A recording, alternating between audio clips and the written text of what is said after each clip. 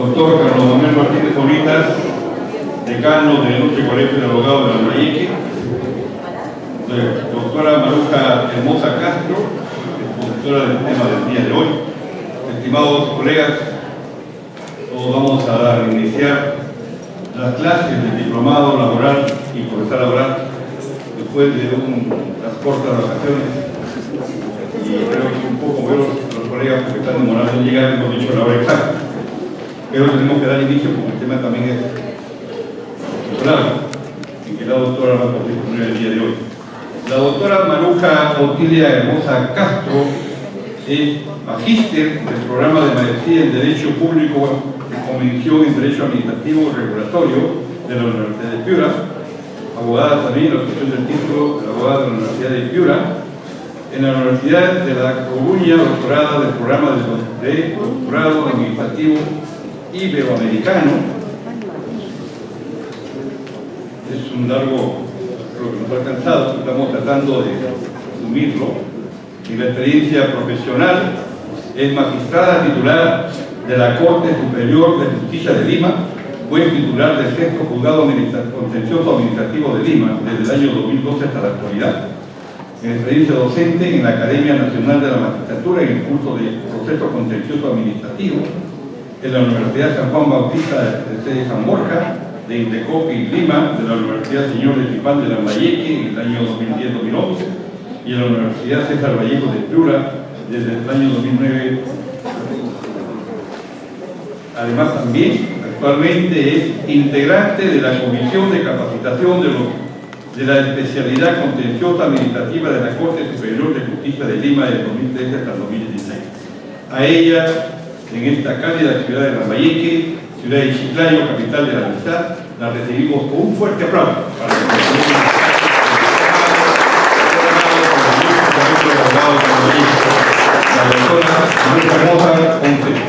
Muy buenas tardes a todos. Antes de empezar, quiero manifestar mi total agradecimiento a los organizadores, en especial pues al decano del Ilustre Colegio de Abogados de Lambayeque, al doctor Martínez Oblitas, al doctor Jorge Alarcón, a todos los organizadores que han tenido a bien convocarme para este evento. Antes de empezar, bueno, como se había reseñado, yo soy juez de la especialidad contencioso administrativo en la ciudad de Lima, ¿no? Entonces, los temas laborales los conocemos de manera residual ya más en la fase de ejecución. Eso sería para aclarar. Hoy día vamos a tratar de manera sistemática de dar unas pautas sobre el derecho del empleo público, a la luz de los tratados, de las normas constitucionales, de las normas legales, de los precedentes que se han desarrollado tanto por el Tribunal Constitucional, así como de los precedentes administrativos en los tribunales de servicio. Asimismo, tocaremos los principios que han sido desarrollados en la Ley de Servir, los derechos y obligaciones del empleado público, el proceso disciplinario del empleado público y los recursos administrativos y la fase judicial del proceso contencioso administrativo. Eso lo trataremos de desarrollar de manera sucinta en las sesiones de hoy y de mañana. Les agradecería, para poder avanzar y no interrumpir la exposición, que pongan en modo silencioso sus celulares o que los pongan en modo vibrador a fin de poder continuar. Y bueno, cualquier consulta que tengan a bien formular en el transcurso de la exposición, no hay ningún problema, levanten la mano a fin de absorberla sobre la marcha. Sin más preámbulo, habiendo agradecido a los organizadores y habiendo agradecido a ustedes su gentil asistencia a esta hora tan pesada y tan calurosa, bueno, vamos a dar inicio a la exposición. El derecho del empleo público. Cuando hablamos del derecho del empleo público, lo primero que debemos tener claro es cuáles son los sujetos que están interviniendo. En el derecho del trabajo, nosotros tenemos que por un lado está el empleador en una relación laboral y por otro lado está el trabajador. En el derecho del empleo público tenemos que existen por un lado dos partes, ¿no? El trabajador, que es igual que el trabajador en el... Sí, ahí está mejor, gracias. Entonces teníamos que en el derecho del empleado público en la relación tenemos por un lado a una administración pública y por otro lado al trabajador. Si hacemos una comparación con el derecho laboral privado, tenemos que por un lado está el empleador y por otro lado está el trabajador, ¿no? En una relación de subordinación para realizar ciertas prestaciones de carácter personalísimas y de manera remunerada y subordinada. Bueno, pues en el derecho del empleo público tenemos por un lado a la administración pública, que vendría a ser la parte empleadora, y por otro lado tenemos al trabajador que realiza una prestación de carácter personal, remunerada y subordinada, pero que tiene cierta peculiaridad dado que está sirviendo a una administración pública. Es decir, se ve regulada o imbuida de los principios que rigen a la administración pública, ¿no? Así tenemos que en el derecho del empleado público un principio básico es el de la legalidad presupuestaria. Nosotros sabemos que para que el Estado pueda contratar, ya sea para licitar una obra, requiere siempre de una habilidad. Primero, requiere de una norma que lo autorice y segundo, requiere de presupuesto. Pues esa misma característica se traslada a la administración pública cuando contrata en una relación laboral. ¿Por qué? Porque la administración pública no puede contratar si previamente no cuenta con el presupuesto necesario. Entonces, ¿qué podemos decir del derecho del empleo público? Que es el conjunto de principios y normas legales que regulan las relaciones surgidas entre la administración pública, en tanto empleadora, y los individuos que le prestan servicios personales, subordinados y remunerados, es decir, como trabajadores, con sujeción a ciertas restricciones que se establecen a partir de la presunción que existen determinadas políticas que por favorecer el interés público deben ser impuestas unilateralmente por el empleador Estado, limitando los derechos laborales. ¿Qué significa todo esto? Que efectivamente estamos en una relación de trabajo, pero que, como habíamos dicho, la parte empleadora y la administración pública tiene ciertas peculiaridades, tiene cierto carácter especial, ¿no? Estamos hablando de que por un lado requiere una habilitación presupuestaria y por otro lado también ya ha surgido otro concepto, el interés general. ¿Qué quiere decir? Que la administración pública tiene que contratar para servir o para alcanzar el interés general. Nosotros tendríamos que partir que al momento de contratar la administración pública lo que tiene que hacer es actuar de tal manera que los recursos sean gastados de la manera más eficiente en esa relación laboral que tiene con los trabajadores.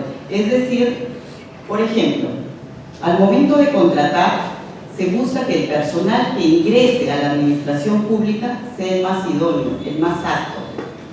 Por eso es que el decreto legislativo 276 ha establecido que el acceso a la carrera pública es por concurso público. Entonces, en su reglamento, igual como señala su colega, ha sido desarrollado en extenso. Anteriormente, antes de la sentencia del presidente Huatuco, se había generado en la sede judicial que los trabajadores que realizaban sus labores de manera subordinada y remunerada en la administración pública, pasado un año adquirían la el carácter de permanente y gozaban de una estabilidad absoluta, ¿no? Por aplicación de la ley 24041. A partir del precedente Huatuco ya se ha dejado a salvo y se ha dicho que el acceso a la carrera pública tiene que ser por concurso público y que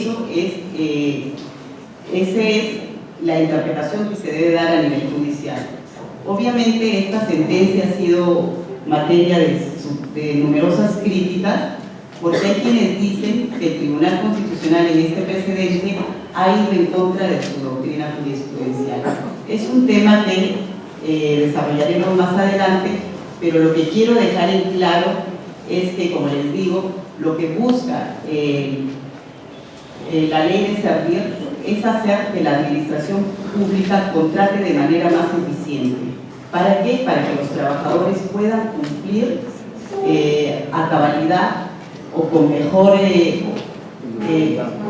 idoneidad las labores encomendadas en aras al interés público.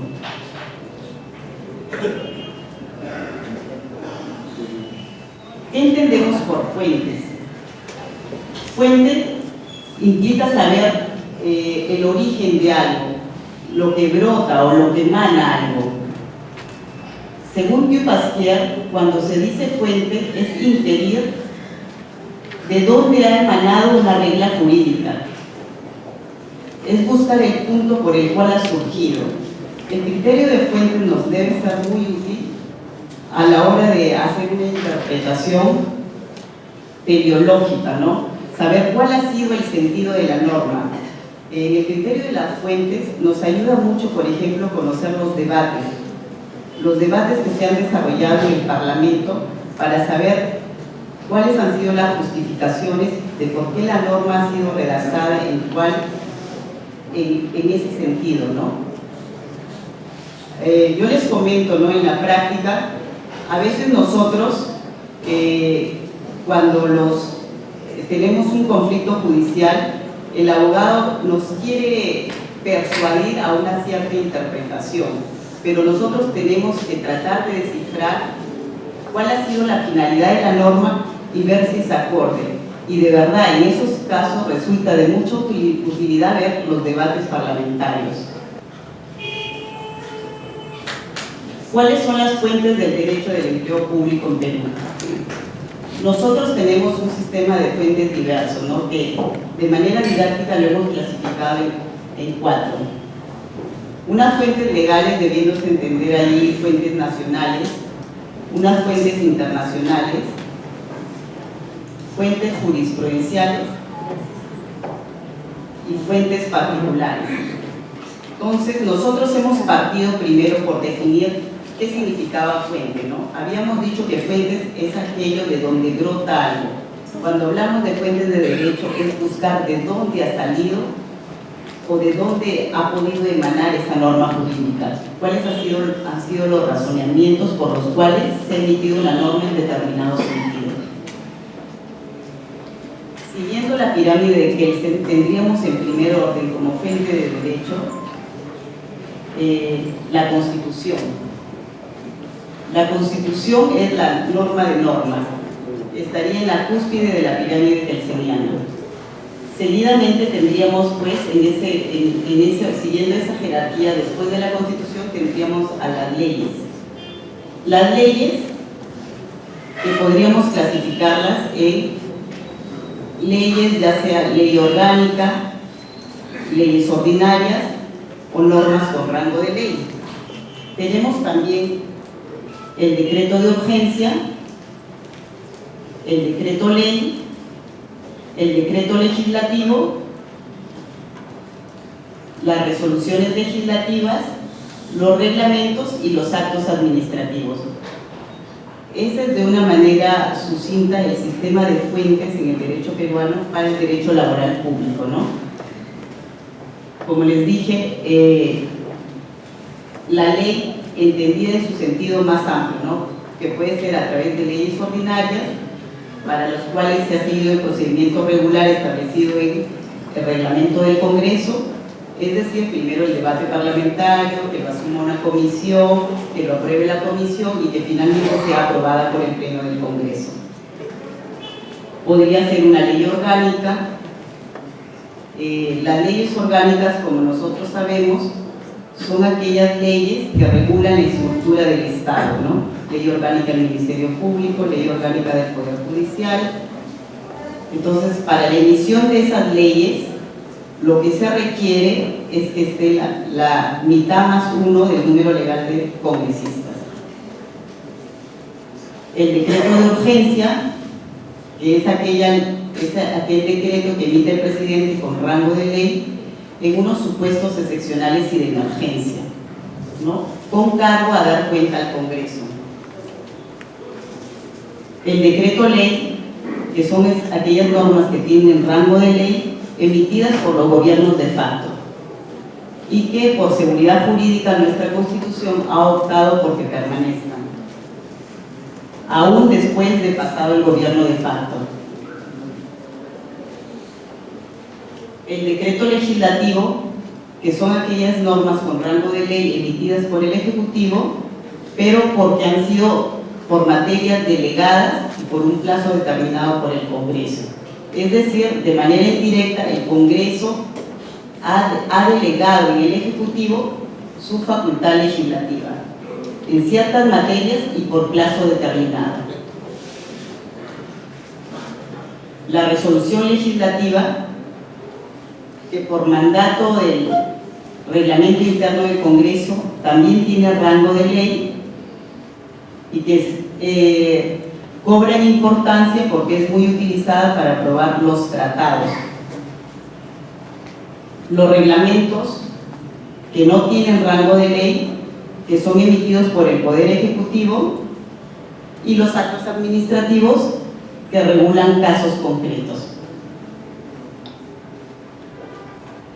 ¿Alguno de ustedes me podría decir cuál es la jerarquía o qué diferencia existe entre una ley orgánica y una ley ordinaria? ¿Cuál es la que debe prevalecer en caso existiera la posibilidad de alguna antinomia o un conflicto? ¿Nadie me puede decir cuál es la diferencia que existe entre ley orgánica y ley ordinaria? O perdón, a ver, les pongo un caso. Antes de que dé la respuesta a su colega, les voy a poner este caso a ver si me dicen cuál. La Ley de Procedimiento Administrativo General establece que el plazo para interponer los recursos administrativos, ya sea reconsideración o apelación, es de 15 días. Estamos. Pero por una ordenanza municipal se establece que el plazo para interponer recursos administrativos es de 10 días. Supongamos que la municipalidad de Chiclayo establece que los plazos para apelar es de 10 días. ¿Cuál es el plazo que ustedes deberían aplicar? 15 días. 15 días. ¿Por qué? Porque es la ley ordinaria. ¿Alguno de ustedes tiene, gracias, alguno de ustedes tiene otra respuesta? Sí, La ley especial que es de la municipalidad. Bueno, otro que tenga otra posición,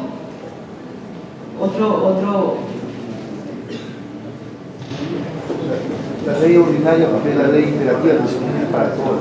El municipio es un local, el municipio es un estado local, no es un estado general. Y la ley la dicta legislativo. ¿Y usted, señor, por qué señala que la ordenanza municipal?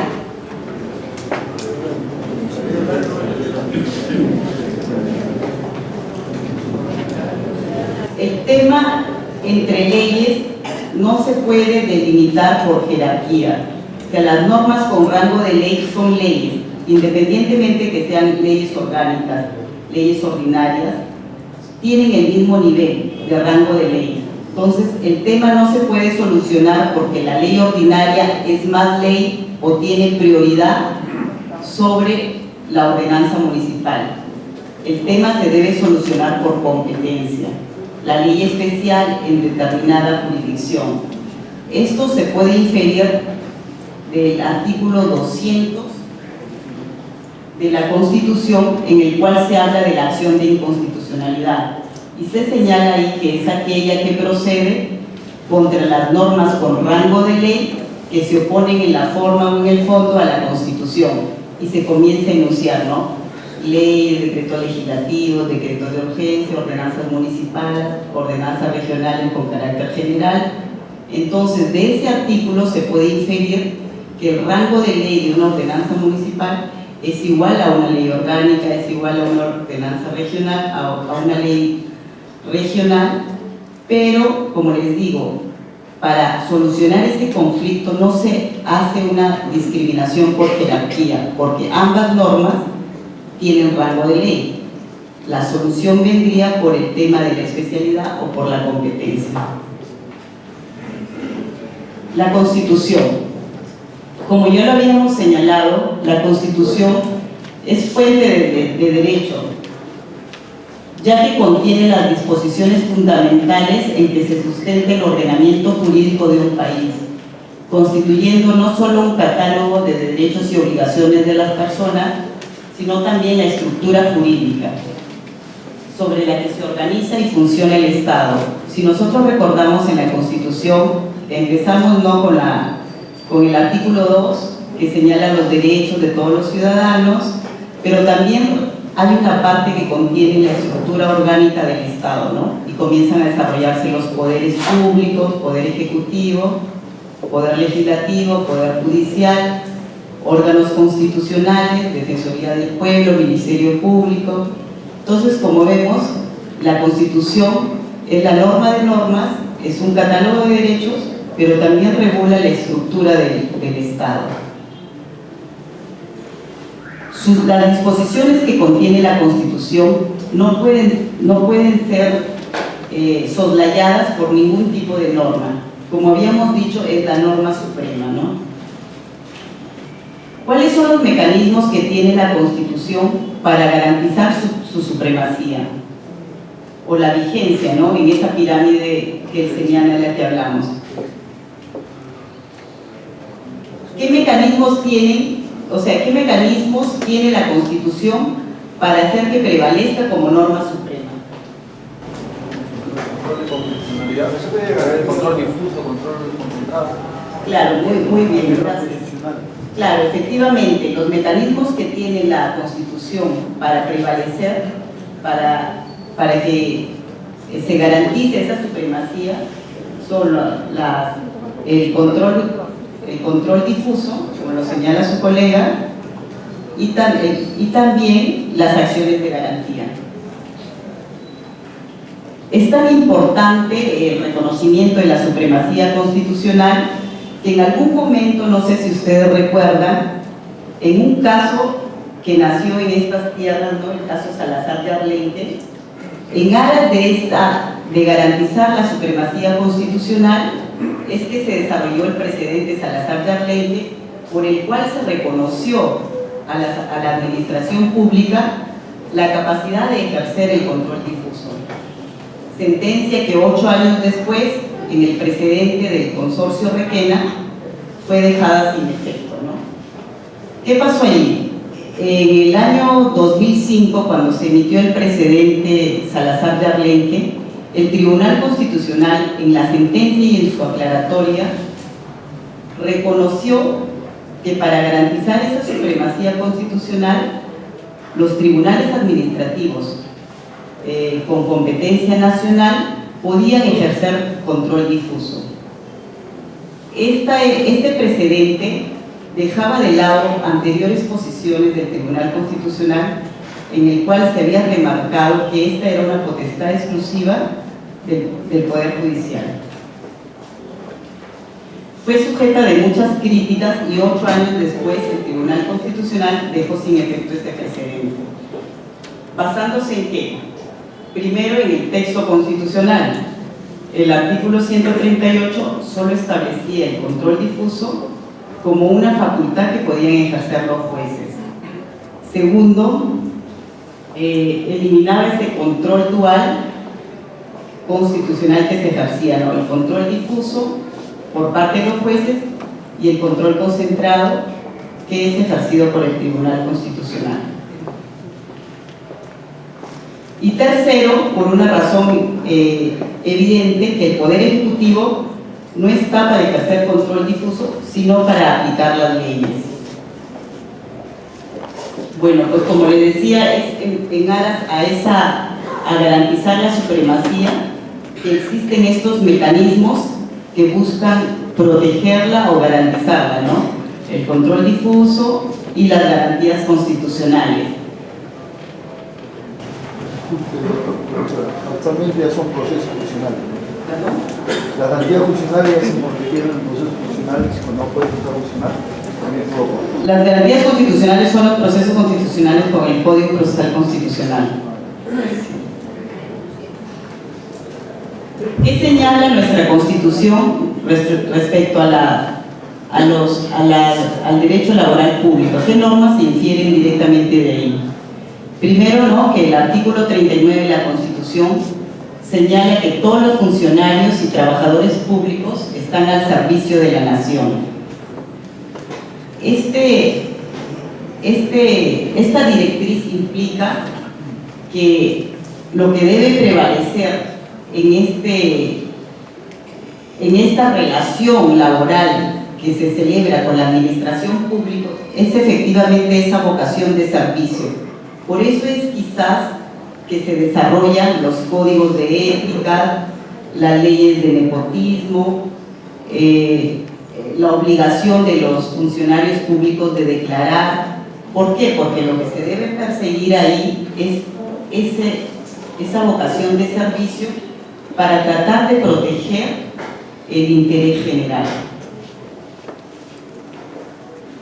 Se señala en el artículo 39 que el presidente de la República tiene la más alta jerarquía en el servicio de la nación, y en ese orden los congresistas, los ministros de Estado, los miembros del Tribunal Constitucional, del Consejo de la Magistratura, etc.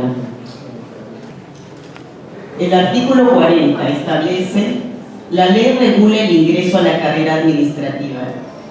¿Qué significa esto? Bueno, en este artículo, en ninguna parte de este enunciado se ha establecido que nuestra Constitución se haya decantado por la estabilidad laboral absoluta. Es más, dice: la ley regula el ingreso a la carrera administrativa y los derechos, deberes y responsabilidades de los servidores públicos. No están comprendidos ahí los funcionarios públicos, los cargos de confianza, etc. Es obligatoria la publicación periódica en el diario oficial de los ingresos que por todo concepto perciben los altos funcionarios. La ley regula el ingreso a la carrera administrativa. El decreto legislativo 276 expresamente señala, como les dije anteriormente, que el ingreso a la carrera administrativa es por concurso público de méritos. Declaración jurada de bienes y rentas. En aras de garantizar que los servidores y funcionarios públicos cumplan a cabalidad su relación laboral, es que se establece esta obligación de declarar anualmente los bienes y rentas. Es una obligación que está sujeta a fiscalización posterior, ¿no? Es decir, que la Contraloría puede auditar, ¿no? En el caso de los magistrados, la OCMA puede auditar. Y se establece que anualmente en enero tengamos que declarar todos nuestros bienes y rentas. Y también cuando varía sustancialmente nuestro patrimonio, ¿no? Derecho de sindicación y huelga de los servidores públicos. Se reconocen los derechos de sindicación y huelga de los servidores públicos. No se comprende a los funcionarios del Estado con poder de decisión y los que desempeñan cargos de confianza o de dirección, así como los miembros de las Fuerzas Armadas y Policiales. Es decir, que el derecho de sindicación y huelga pertenece a todos los trabajadores, ya sean del sector público o del sector privado. La ley también es otra fuente del derecho laboral público. Según el Tribunal Constitucional, las leyes pueden definirse como las prescripciones normativas generales y escritas emanadas del Congreso de la República. Como ya habíamos señalado en el esquema, estaríamos refiriéndonos en esta diapositiva a las leyes ordinarias, ¿no? Es decir, las leyes emanadas por el propio Congreso. Pero además de estas leyes, nosotros tenemos las normas con rango de ley que varían de acuerdo al sujeto que las emita, ¿no? Las características principales de la ley es la generalidad, la obligatoriedad, la irretroactividad y la permanencia. Siempre se dice que la ley es general y abstracta y que la ley se emite no en función de las personas, sino de la naturaleza de las cosas. Principales leyes relacionadas con el empleo público. A manera de ejemplo, solo podemos citarnos la ley que establece la prohibición, la famosa ley de nepotismo, la ley 26.771. Como les digo, como se busca garantizar el interés general, se prefiere que las autoridades, por ejemplo, en un gobierno local, no contraten a aquellas personas por vínculos de parentesco, sino efectivamente porque son las personas más idóneas, más eficientes. También tenemos otra ley, la ley que crea el registro de organizaciones sindicales, la ley del Código de Ética de la Función Pública, la Ley Orgánica del Sistema Nacional de Control, la Ley de Jerarquía y de Remuneraciones de Altos Funcionarios, la ley que establece la obligación de declarar los bienes y rentas de los funcionarios, la Ley 30.057, que es la ley del servicio civil, entre otras. Como les digo, como fuentes normativas de rango de ley, allí estamos apreciando decreto ley, ley orgánica, ley ordinaria. Decreto legislativo. Legislar es una competencia por excelencia del Parlamento o del Congreso, pero el artículo 104 de la Constitución permite que el Poder Ejecutivo, previa autorización del Congreso, asuma estas funciones legislativas por un determinado tiempo y en determinadas materias. En esta delegación que hace el Congreso existe una intervención indirecta, como se ha señalado, respecto de las normas que se emiten, puesto que es el propio Congreso quien delega esas facultades al Ejecutivo. Las materias delegadas sobre las cuales va a legislar el Ejecutivo tienen como límite la ley que habilita su expedición. Es decir, que si por ejemplo se le han dado facultades al presidente para que emita normas en seguridad ciudadana, como se le ha habilitado para esa materia, el presidente no podría sacar un decreto legislativo durante ese periodo para regular el tránsito. Entonces, como les digo, aquí hay una intervención indirecta del Congreso, porque es el Congreso que delega en el Ejecutivo, en la persona del presidente, la facultad de legislar sobre materia determinada y por tiempo determinado. Podemos enunciar como principales decretos legislativos en materia de derecho del empleo público el decreto legislativo 276, que es la ley de bases de la carrera administrativa, el decreto legislativo 847, que es la ley de las escalas remunerativas, el decreto legislativo 1023, que crea la Autoridad Nacional del Servicio Civil, el decreto legislativo 1057, que regula la contratación administrativa de servicios, el decreto ley. Es una norma jurídica, como ya habíamos dicho, con fuerza de ley, que dicta el Poder Ejecutivo durante los periodos en que el orden constitucional es interrumpido y se suspende el funcionamiento del Poder Legislativo. Entre los principales decretos leyes cabe señalar el Decreto Ley 25.650, que crea el Fondo de Apoyo General al Sector Público. El Decreto de Urgencia es una norma con fuerza de ley que dicta el presidente en materia económica y financiera, en uso de las facultades establecidas en el artículo 118, inciso 19 de la Constitución. Está condicionada a la existencia de situaciones extraordinarias e imprevisibles, ¿no? Es decir, de repente ante una catástrofe natural, el presidente podría dar en esa situación de emergencia, podría emitir un decreto de urgencia. Están destinados básicamente a otorgar o restringir derechos de carácter económico a los trabajadores públicos. Por ejemplo, en nuestro ámbito laboral, a través de estos decretos de urgencia se suelen otorgar los bonos, ¿no? Los bonos a los trabajadores. Resolución legislativa.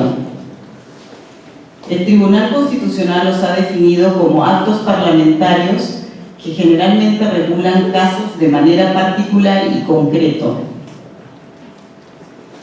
Son la excepción al carácter de generalidad de la ley, tienen rango de ley porque expresamente así lo señala el reglamento interno del Congreso y el inciso 1 del artículo 102 de la Constitución. En materia de laboral público, las resoluciones legislativas son muy útiles porque sirven para aprobar los tratados internacionales y los convenios de la Organización Internacional del Trabajo. Los reglamentos son actos administrativos de carácter general dictados por el Poder Ejecutivo. Aquí tenemos que hacer un paréntesis, ¿no?, respecto a los reglamentos.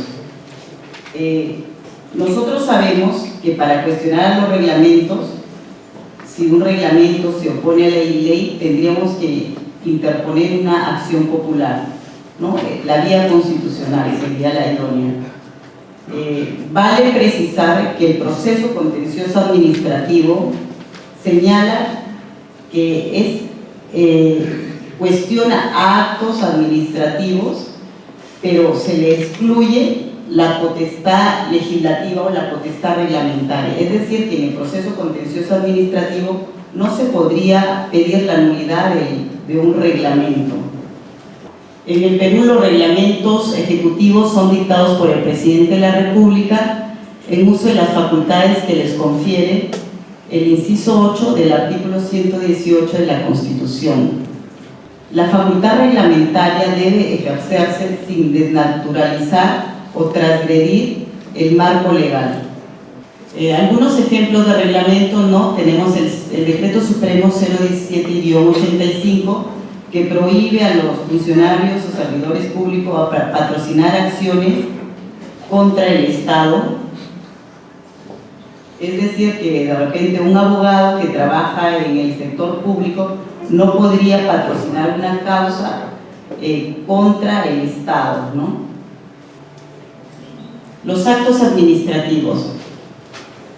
Los actos administrativos se manifiestan mediante resoluciones ministeriales, directorales, jefaturales, emitidas por las distintas instancias del Estado. Para que dichos actos administrativos puedan constituir fuente del derecho, deben tener carácter general. La autoridad del servicio civil tiene facultad normativa que comprende la potestad de dictar en el ámbito de su competencia normas técnicas, directivas de alcance nacional y otras normas referidas a la gestión de los recursos humanos del Estado. Igualmente, el Consejo Directivo de Servir tiene facultades para emitir interpretaciones de carácter vinculante en las materias comprendidas en el ámbito del sistema. Bueno, habíamos dicho, ¿no?, que mediante estos actos particulares se establece, por ejemplo, que el Tribunal de Servir puede emitir precedentes. Si ustedes entran a la página de Servir, pueden verificar ahí cuáles son los precedentes que se han estado emitiendo, ¿no? Por ejemplo, se ha establecido que los procesos disciplinarios sean desarrollados respetando el debido procedimiento. Fuentes internacionales. Entonces, ¿perdón? Sí, disculpe, terminar esa parte. Habló de actos administrativos. ¿Cuál sería la diferencia entre actos administrativos y los actos de administración interna? Los actos de administración interna son actos que no producen efectos jurídicos al exterior. Por ejemplo, un informe no afecta la esfera jurídica del administrado, en este caso del trabajador. Por ejemplo, en un proceso disciplinario, ¿no? Es un acto administrativo la resolución que pone fin al procedimiento y que dispone suspender, amonestar o multar al trabajador. Ese es un acto administrativo. ¿Por qué? Porque pone fin a ese procedimiento administrativo disciplinario seguido contra ese trabajador. Pero es un acto de administración interna, todos aquellos actos concadenados al desarrollo de ese proceso. De repente un informe legal, un informe técnico, una pericia. Esos actos administrativos en sí no producen una afectación a la esfera jurídica del administrado. Más que no sean vinculantes, no trascienden. Es un acto interno, ¿no? Los informes legales. Siempre en un procedimiento administrativo sancionador hay un informe legal. Ese informe legal, la expedición de ese informe legal, recomendando o sugiriendo, no dices algo mejor para parecer la sanción de determinado trabajador, no podría ser recurrible porque no está afectando, no hay ningún agravio hasta ese momento, es un acto de administración interna. No sé si me deja entender. Una resolución ministerial, por ejemplo, que aprueba la directiva, ¿qué es? ¿Un acto administrativo o un acto administrativo? Ese es un acto administrativo normativo, no está generando una norma o una resolución ministerial que ya está despidiendo a un trabajador. No, que señala, por ejemplo, Una directiva para un concurso. no, aprueba directiva, por ejemplo, para revisión de viáticos. Ya, ese es un acto administrativo normativo. Si usted no está conforme con eso, lo podría cuestionar por contravención a una norma, ¿no? Con rango de ley. Yo le preguntaba esto porque dentro del concepto de acto administrativo hay una parte de la norma que dice que produce efectos jurídicos contra intereses, derechos y obligaciones de los administrados. Y en ese caso de la resolución ministerial que aprueba, por ejemplo, una directiva para revisión de viáticos, no hay administrado. Por eso le dije que no era un acto administrativo normativo. Está señalando las pautas por lo cual se va a regir una administración al momento de entregar sus viáticos. No sería impugnable en un proceso contencioso. Si ustedes no están de acuerdo, la podrían cuestionar vía acción popular. No sé si me deja entender. ¿Y ese acto administrativo normativo que usted dice, en qué ley está así como acto administrativo normativo?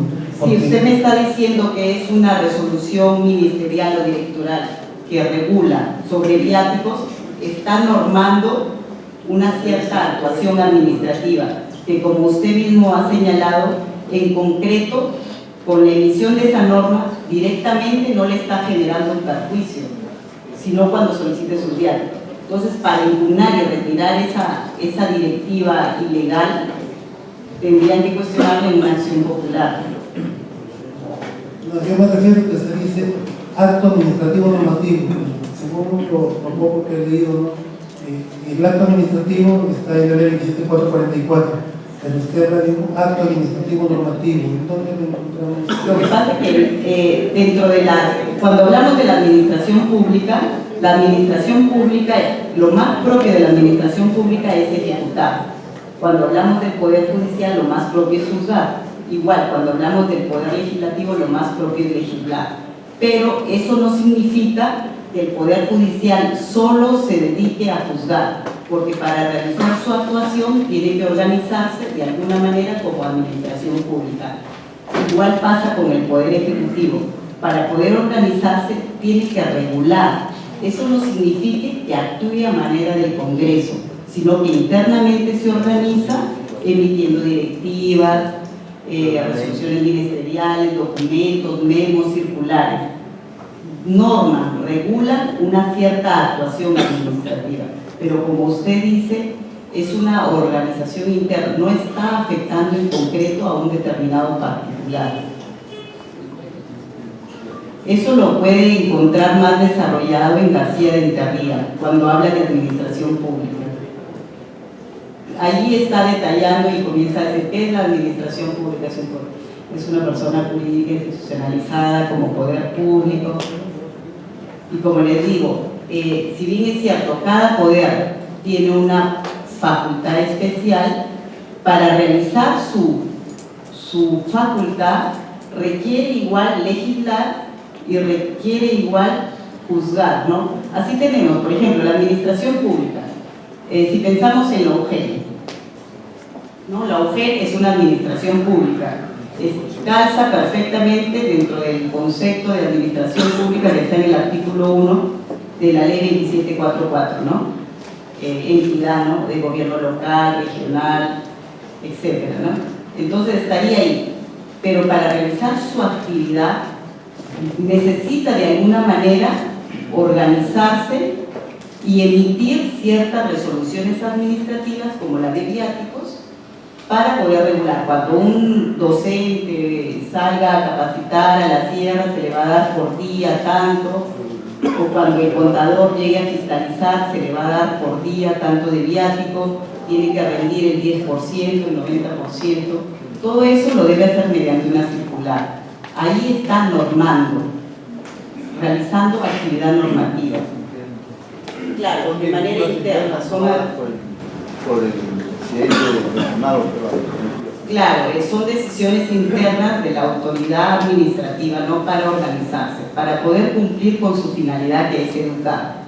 Tiene que realizar cierta fiscalización igual de sus profesores y tiene que darle viático a aquellas personas que van a fiscalizar, ¿no? Entonces ahí estamos normando dentro de la administración pública. Igual podría ocurrir que actúe a manera de, por decirlo así, de juez, cuando está decidiendo si va a sancionar o no a un profesor ante la queja de un padre de familia. Entonces, si usted se da cuenta, en cierto nivel está también juzgando. No sé si me dejo entender. O sea, cada poder tiene su facultad propia, pero para realizarla igual necesita legislar y juzgar. Lo mismo ocurre con el Poder Judicial y eso es más claro, ¿no? Para poder sentenciar un juez necesita un local, necesita presupuesto, necesita personal, o sea, hay una actuación administrativa para poder cumplir la finalidad, por esencia, que es de juzgar. Y también en el Poder Judicial se tiene que sancionar y también se tiene que realizar a cierta manera función legislativa, función administrativa. No sé si ya con los ejemplos queda más claro el desarrollo. ¿Sí, señor? Puede ser un normativo o constitucional para que dentro de una propia entidad, le hablo concretamente de SUNAT, desde el año 2009 los contribuyentes sabían que el Tribunal Fiscal es la última instancia en sede administrativa. Pero con una modificatoria del Código Tributario resulta que ahora SUNAT puede demandar al tribunal y al MEF contra resoluciones que le son adversas. ¿Cuál es el fundamento normativo? En ese estadio el contribuyente prácticamente está en desventaja absoluta. ¿Cuál sería su comentario? Bueno, respecto de eso está dentro del proceso contencioso administrativo, no solo tenemos el artículo 13 del texto único ordenado de la ley 27584 establece los procesos de lesividad, que son aquellos por los cuales la propia administración pública demanda la nulidad de un acto administrativo porque se ha producido con agravio de la legalidad. Entonces, es en base a eso que SUNAT considera que el tribunal no ha actuado conforme a ley y decide ir al contencioso administrativo para que el juez resuelva esa controversia. Pero en estos casos, lo que hace generalmente el juzgado es emplazar también al contribuyente para que no haya esa afectación que usted señala o esa indefensión. Si bien es cierto, demandante SUNAT, demandado Tribunal Fiscal, como litis consorte pasivo necesario interviene el contribuyente, porque evidentemente con la sentencia se podría haber afectado sus intereses. Entonces ahí se le garantiza. Doctora, el ha respondido, el proceso de elegibilidad no es el que está señalado en la ley 27444 cuando... No, la 784. No, en la ley 27444 la norma señala de que cuando la entidad pública, ¿no? Ya ha transcurrido un año para proceder a declarar la nulidad de oficio, es ahí donde recién pasado ese año ya está impedido por ley a declarar la nulidad de oficio, pero sí tiene la opción para recurrir al Poder Judicial para poder interponer. Ahí es donde la entidad, según la ley 27583, texto único ordenado de la ley 27584, faculta a la entidad para tener esa legitimación activa para demandar ante el Poder Judicial la nulidad de un acto jurídico. Sí, pero en el caso de la SUNAT y el Tribunal Fiscal, como existe una jerarquía, la SUNAT no podría declarar la nulidad de ese acto administrativo expedido por el Tribunal Fiscal. Entonces tiene que irse al Poder Judicial. Y dentro del texto único ordenado de la ley 27584, sí le da legitimidad activa a la administración pública para demandar. Es la propia norma que le da legitimidad activa. Resulta bastante cuestionable porque, por un lado, la ley 27584 supuestamente surge para proteger a los administrados contra las arbitrariedades de la administración pública, ¿no? Para velar por la legalidad de la actuación administrativa.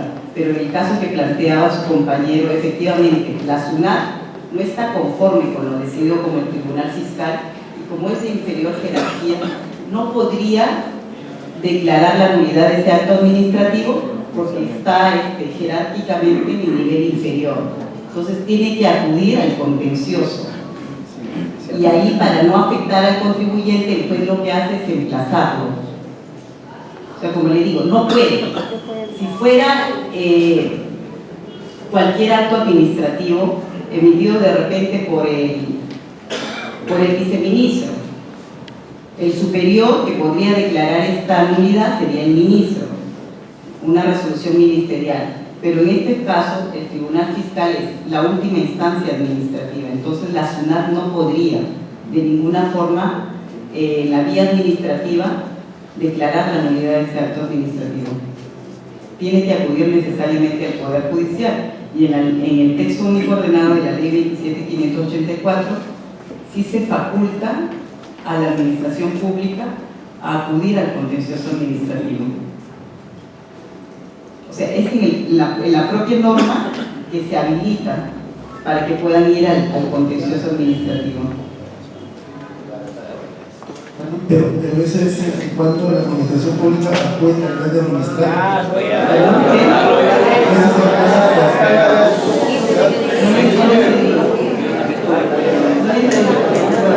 No, te digo que eso es siempre y cuando la administración pública actúe en calidad de administrado. La administración pública nunca va a tener la calidad de administrado. Puede tener como contraparte a otra administración pública, pero no puede tener la calidad de administrado. Es administración pública, salvo que esté dentro del ámbito civil, de repente contratando como un particular, pero no regulado por el derecho administrativo. No sé, a ver, por ejemplo, Sedapal. Sedapal es una empresa de servicios públicos que se regula por aportes municipales, ¿no? Sedapal en Lima. Ya, cuando es regulada por SUNAT, porque ha surgido en base a la ley de concesiones, es una empresa supervisada, ya.